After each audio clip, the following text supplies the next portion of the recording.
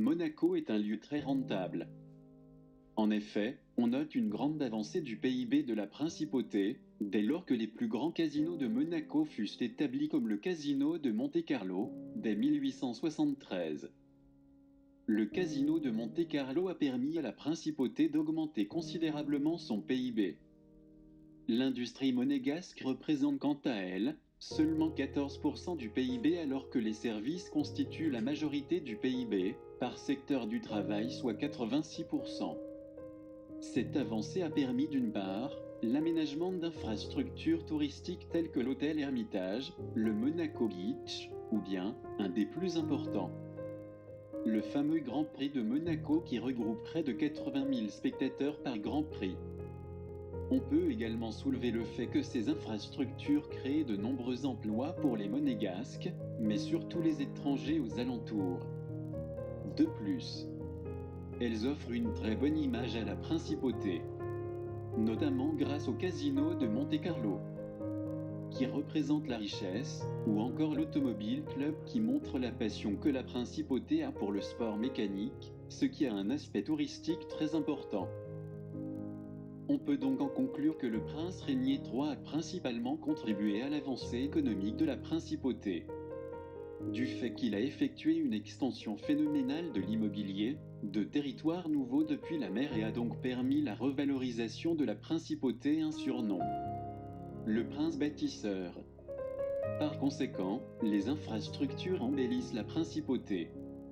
D'une part car les infrastructures à but lucratif telles que les casinos ou encore les hôtels sont économiquement rentables pour la principauté.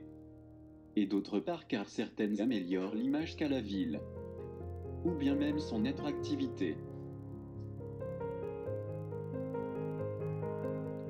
Maintenant, nous allons procéder à la deuxième partie de l'axe.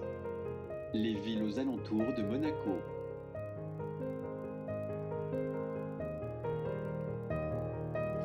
Nous pouvons observer que la principauté de Monaco est adjacente à l'Italie, la France, la mer Méditerranée et se situe en Europe. On peut donc dire que l'emplacement de Monaco constitue un avantage majeur pour son économie, mais aussi celle des villes aux alentours. En effet, les personnes qualifiées venant des pays frontaliers vont pouvoir travailler à Monaco pour obtenir des avantages fiscaux de la principauté. La principauté va donc attirer un très grand nombre de personnes des villes aux alentours. Cette décentralisation est causée par les prix très élevés du loyer des appartements ou immeubles à Monaco. Ces prix si élevés à Monaco sont causés par le régime fiscal et économique très convénient.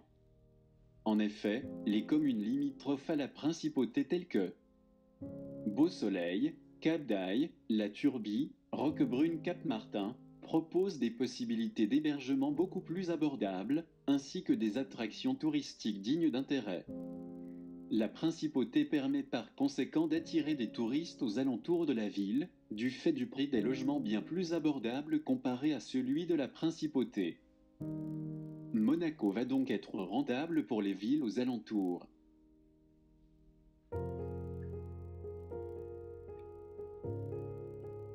Donc, le territoire monégasque est très rentable économiquement pour lui-même, grâce au grand développement d'infrastructures qu'on peut relever dès 1949 lors de l'arrivée du prince Régnier III. De plus, la principauté est très rentable pour les villes aux alentours car sa grande demande d'emploi attire des demandeurs d'emploi qui vont loger dans des logements à bas prix dans les villes aux alentours.